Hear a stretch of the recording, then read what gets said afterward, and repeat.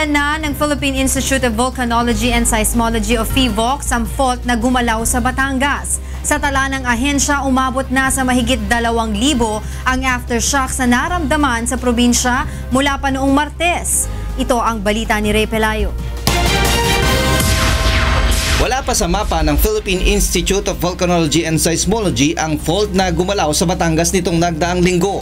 Noong Martes ay naitala ang magnitude 5.5 na lindol sa lugar na sakop ng Tingloy, Batangas. At nito lamang Sabado ay magkasunod naman ang magnitude 5.6 at 6 ang yumanig sa Mabini, Batangas.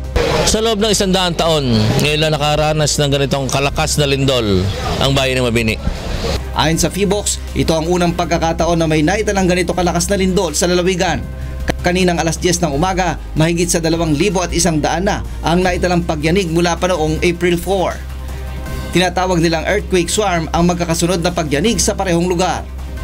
Maganda ito kasi instead of releasing yung energy ng earthquake in one big event, nire-release niya gradually to many several small earthquakes. Ayon sa PHIVOLCS, posibleng makaapekto ang paggalaw ng isang fault sa ibang fault kung malakas ang magnitude nito. Isa sa malapit na fault sa pinagmula ng lindol ay ang Lubang Fault na huling gumalaw noon pang 1994. Samantala, hindi pa tiyak ng PHIVOLCS kung makaaapekto sa aktibidad ng Bulkang Taal ang mga paglindol sa Mabini. Subalit ayon sa mga siyentipiko, ang isang malakas na lindol ay posibleng maka-impluwensya sa isang malapit na bulkan.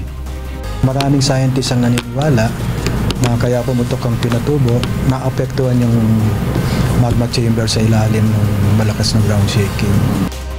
Sa ngayon ay ang paggalaw ng West Valley Fault ang isa sa dapat paghandaan ng publiko. Ripe na siya for another movement at dapat tayo maganda lahat. Sakop ng naturang fault na may habang 100 kilometro ang ilang lugar sa Metro Manila at Karatig Lalawigan. Ray Pelayo, UNTV News and Rescue, Quezon City.